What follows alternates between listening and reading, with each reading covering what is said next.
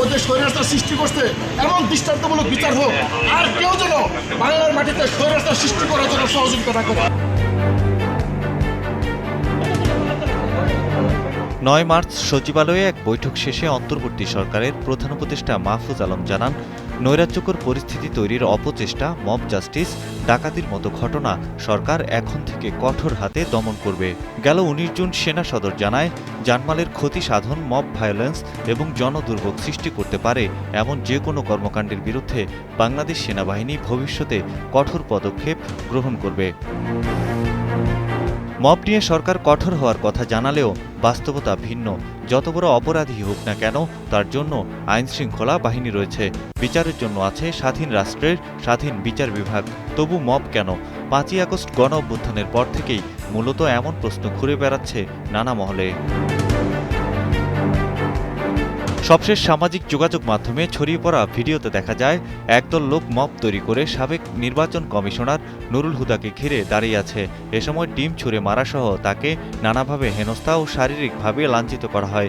ওয়ালটন আবারও মিলিনিয়ার অফারে ওয়ালটন ফ্রিজ কিনে আপনিও হয়ে যেতে পারেন মিলিয়নিয়ার। মিলিনিয়ার ছড়াছড়ি দেশ জুড়ে, এটা শুধু ওয়ালটেনই পারে। নুরুল হুদার গলায় জুতার মালা পরিয়ে দেন এক ব্যক্তি।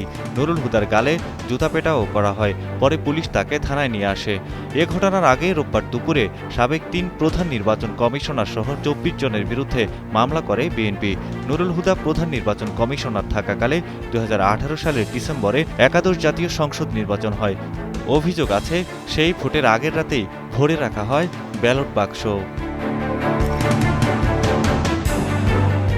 এদিকে মব সৃষ্টি করে উচ্ছৃঙ্খল পরিস্থিতি সৃষ্টিকারী সবাইকে চিহ্নিত করে আইনশৃঙ্খলা রক্ষাকারী বাহিনী উপযুক্ত ব্যবস্থা গ্রহণ করবে বলে জানিয়েছে সরকার। রাতে অন্তর্বর্তী সরকারের এক বিবৃতিতে এ তথ্য জানানো হয়। বিবৃতিতে বলা হয়, সাবেক প্রধান নির্বাচন কমিশনার নুরুল হুদাকে একটি সুনির্দিষ্ট মামলায় উত্তরা থানার পুলিশ গ্রেপ্তার করে। এ সময় মব কর্তৃক সৃষ্ট বিশৃঙ্খলা পরিস্থিতি ও অভিযুক্তকে শারীরিকভাবে লাঞ্ছিত করার বিষয়টি সরকারের নজরে এসেছে।